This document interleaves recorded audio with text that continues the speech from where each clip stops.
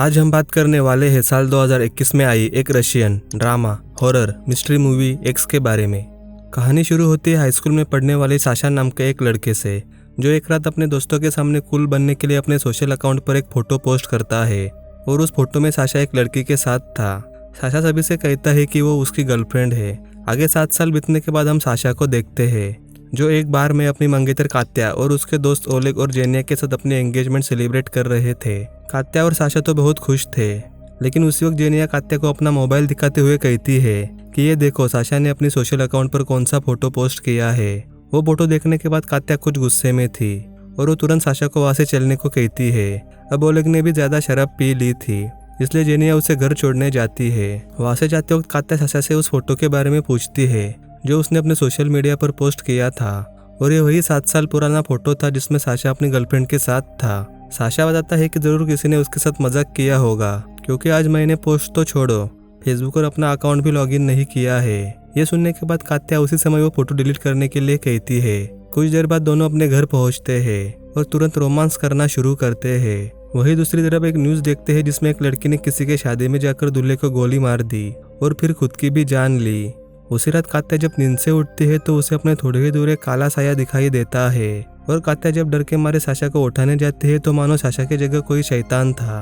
कात्या डर के मारे चिल्लाते हुए फिर से अपने नींद से उठ जाती है, यानी कि कात्या ने जो कुछ भी देखा वो उसका एक बुरा सपना था। कात्या की आवाज सुनकर साशा तुरंत वहां पहुंचता है और उसे शांत करने की कोशिश करता है, लेकिन कात्या बहुत ज्यादा डरी थी और वो साशा को कस के गले लगाकर रोने लगती है।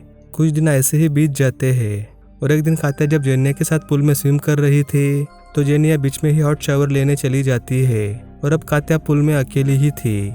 उसी समय पुल के दूसरी तरफ एक अनजान लड़की आती है और अचानक ही पुल में छलांग लगाती है, लेकिन अजीब बात यह थी कि पुल के अंदर छलांग लगाने के बाद भी वो लड़की पुल के अंदर नहीं थी। कात्या उस लड़की को पुल में ढूंढने की काफी कोशिश करती है, लेकिन उसे कोई भी दिखाई नहीं देता।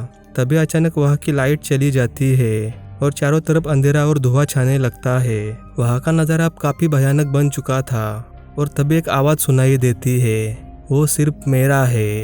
ये सुनकर कात्या बहुत ज्यादा डर जाती है और तुरंत पुल से निकलकर चेंजिंग रूम में जाती है। चेंजिंग रूम में वो जेनिया को आवाज देती है, लेकिन वहाँ पर कोई भी नहीं था। कात्या डरते हुए एक पर्दे को हटाती है और पर्दे के पीछे एक भयानक लड़की थी जिसकी शक्ल पूरी तरह जल चुकी थी और उसकी पीठ पर टेंटिकल जैसे काले निशान थे। कात्या डर के मारे पीछे हटती है और तभी वहाँ पर जेनिया आ जाती है। जेनिया कात्या की बुरी हालत देखकर उससे पूछती है कि तुम इतनी डरी हुई क्यों हो। कात्या कुछ नहीं बताती क्योंकि वो डर के मारे कांप रही थी और उसके मुंह से कोई भी शब्द नहीं निकल रहे थे। कात्या की ऐसी हालत को देखकर जेनिया उसे घर ले आती है। दूसरी तरफ वही फेसबुक पोस्ट वाली लड़की साशा को मैसेज करती है और साशा वो मैसेज देखकर दंग रह जाता है। साशा इन सब के बारे में अपने दोस्त ओलेग को बताता है और ओलेग के मन में ये सवाल आता है कि इस लड़की को साशा का नंबर आखिर मिला कैसे, क्योंकि वो दोनों भी उस लड़की का नाम भी नहीं जानते थे। साशा ओलेग को यह भी बताता है कि उस लड़की ने उसे मिलने के लिए बुलाया है। उसे समझ नहीं आ रहा कि अब वो क्या करे। आगे कात्या को देखते हैं जिसकी तबीयत काफी खराब थी और वो डर के मारे अपने घर से बाहर भी नहीं निकल रही थी। जेनिया उसे कॉल करती है और उससे मिलने की कोशिश करती है, लेकिन कात्या कोई भी जवाब नहीं देती। इसलिए जेनिया कात्या का हालचाल पूछने के लिए साशा से एक होटल में मिलती है। जेनिया कात्या की तबीयत के बारे में पूछती है, लेकिन साशा उल्टा उसी पर भड़क जाता है, क्योंकि उसे ऐसा लग रहा था कि जेनिया ने ही कात्या को उसके खिलाफ भड़काया होगा, क्योंकि पिछले कुछ दिनों से कात्या और साशा का रिलेशन कुछ खास नहीं चल रहा था। जेनिया साशा से कहती है कि तुम्हारा रिश्ता तो अच्छे से चल रहा है ना, क्योंकि हमारा रिश्ता तो तुमने खत्म किया था और अगर तुम चाहो तो हम अभी भी साथ रह सकते हैं। अब यहाँ पर यह बात साफ थी कि पहले साशा और जेनिया रिलेशनशिप में थे और ब्रेकअप के बाद साशा तो उसे भूल गया, लेकिन जेनिया उसे अभी तक नहीं भूली। जेनिया की ऐसी बातें सुनकर साशा को बहुत गुस्सा आता है और वो जेनिया को उनसे दूर रहने के लिए बोलकर वहां से चला जाता है। कुछ समय बाद साशा को फिर से उसी फेसबुक पोस्ट वाली लड़की का मैसेज आता है और साशा जब नहाने जाता है तो कात्या वो मैसेज देख लेती है, जिसके बाद दोनों के बीच उस मैसेज के चलते बहुत बड़ा झगड़ा हो जाता है और गुस्से में कात्या एंगेजमेंट रिंग फेंककर साशा को भी अपने घर से निकाल देती है। साशा के जाने के बाद कात्या इस सब के बारे में जेनिया को बताती है और उसे अपने घर पर बुलाती है।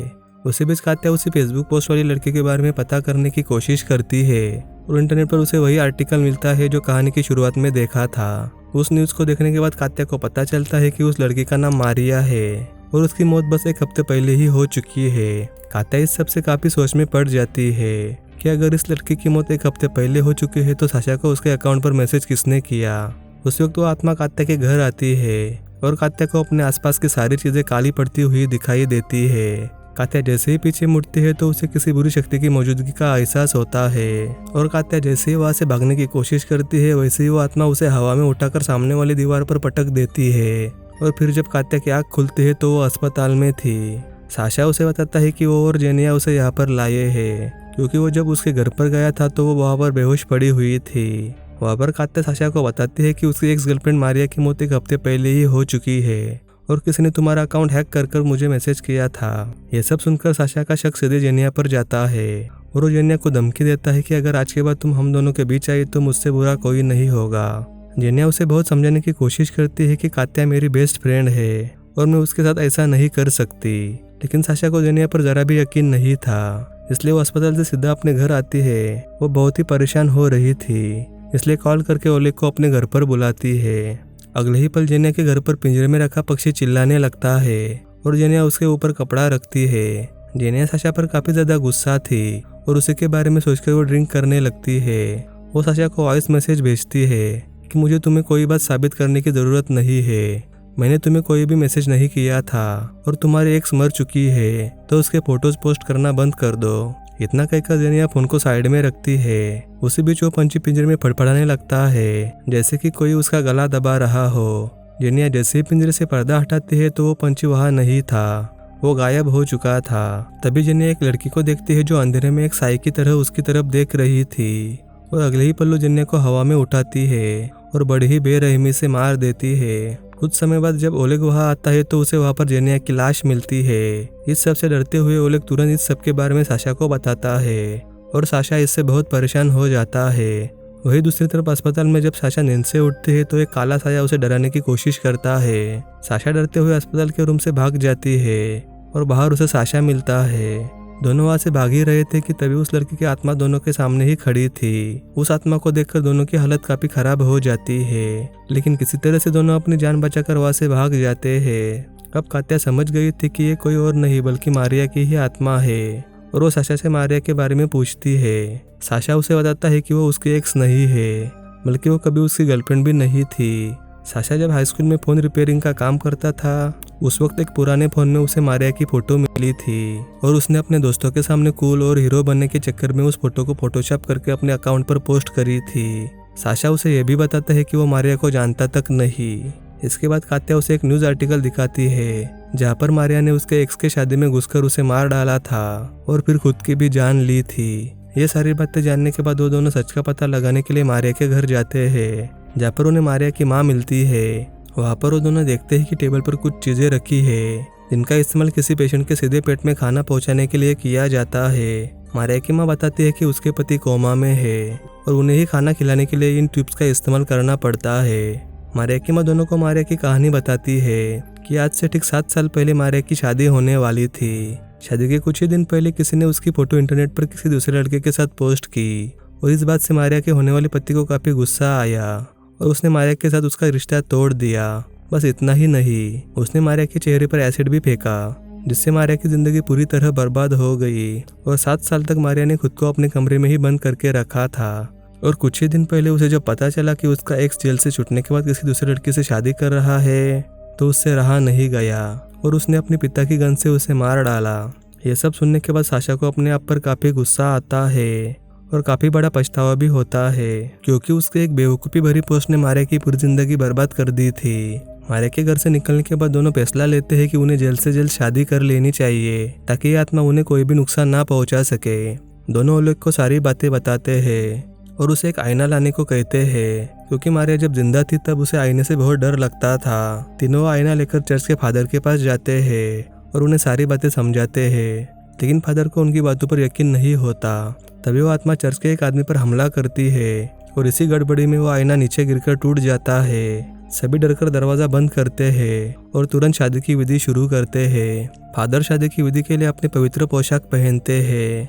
फादर जैसे ही शादी के मंत्र पढ़ते हैं वैसे ही वो आत्मा दरवाजा तोड़ने की कोशिश करती है। उसी वक्त चर्च की एक खिड़की खुलती है और तेज हवा के कारण सारी मोमबत्तियां बुझ जाती है मारिया की आत्मा उस शादी को रोकना चाहती थी, लेकिन किसी तरह से शादी की विधि पूरी हो जाती है। लेकिन उसी समय वहाँ पर आग लगती है और ओलेग उस आग में जलकर मारा जाता है। मारिया की आत्मा चर्च में आती है और फादर को उठाकर दूसरी तरफ फेंकती है। ये सब देखकर साशा कात्या को एक कमरे में छिपाता है और खुद मारिया की आत्मा का सामना करता है। कुछ देर बाद दरवाजा खुलने पर कात्या साशा को देखती है, जो बेहोशी की हालत में पड़ा था, लेकिन उसकी सांसें चल रही थी। ये सब चीजें देखने के बाद फादर कात्या से कहते हैं कि मारिया का अंतिम संस्कार अभी तक नहीं हुआ है। उसकी आत्मा को किसी बुरी शैतान ने काबू कर लिया है और वही सबकी जान ले रहा है। फादर की इस बात से कात्या मारिया के घर पर पड़े उन ट्यूब्स के बारे में सोचती है और उसे पता चलता है कि वहाँ पर मारिया के पिता की बॉडी नहीं बल्कि खुद मारिया की बॉडी है, जिसे ट्यूब के जरिए खाना खिलाकर जिंदा रखा गया है। फादर कात्या से कहते हैं कि हमें मारिया की आत्मा को आज़ाद करना होगा, तभी साशा ठीक हो सकता है। तुम्हें खुद मारिया के घर जाना होगा और ये पवित्र कपड़ा उसके सिर पर रखना होगा। मैं यहाँ से भगवान से प्रार्थना करूंगा कि सब कुछ ठीक हो जाए। कात्या तुरंत गाड़ी लेकर निकल पड़ती है और मारिया के घर पहुंच जाती है। घर के अंदर जाने पर उसे मारिया की बॉडी दिखती है, जिसे मेडिकल मशीन द्वारा जिंदा रखा जा रहा था। यहाँ कात्या मारिया के सिर पर वो कपड़ा रखती है और वहाँ फादर मंत्र पढ़ने लगते हैं, लेकिन तभी मारिया की माँ पीछे से कात्या पर हमला करती है और किसी तरह से उनसे बचकर वो मारिया की माँ को समझाती है कि मारिया अब जा चुकी है। यहाँ जो है वो सिर्फ उसका शरीर है, उसकी आत्मा को एक शैतान ने काबू कर लिया है और अगर उसे रोका नहीं गया तो वो शैतान मारिया की आत्मा के जरिए ऐसे ही कई लोगों को मार डालेगा। मारिया की माँ को कात्या की बातों पर यकीन नहीं था और तभी वो शैतान पीछे से कात्या पर हमला करता है। वो बस कात्या की जान लेने ही वाला था कि तभी मारिया की माँ को उनकी गलती का एहसास होता है और वो तुरंत अपनी भूल को सुधारते हुए सभी ट्यूब्स को निकालकर मशीन को बंद करती है। ऐसे करते ही मारिया की आत्मा आज़ाद हो जाती है और वो शैतान भी चला जाता है। आगे पता चलता है कि जैसे शुरू में साशा ने अपना फोटो एडिट करके फेसबुक पर डाला था, वैसे ही ओलेग ने भी अपना फोटो मारिया के साथ एडिट करके फेसबुक पर पोस्ट किया था और इसी वजह से मारिया की आत्मा ने ओलेग को मार डाला और इसी सीन पर ये मूवी यही खत्म हो जाती है। तो इस मूवी से हमें यही सीख मिलती है कि किसी भी व्यक्ति को किसी दूसरे व्यक्ति का कोई ऐसा फोटो या वीडियो पोस्ट नहीं करनी चाहिए जिससे उस व्यक्ति की जिंदगी पर उसका बुरा असर पड़े। मूवी और उसका एक्सप्लेनेशन पसंद आया हो तो वीडियो को लाइक करके चैनल को सब्सक्राइब जरूर कर देना और अगर कोई बात मुझसे छूट गई हो तो उसे कमेंट में ज़रूर बताना। कहानी में अंत तक बने रहने के लिए धन्यवाद।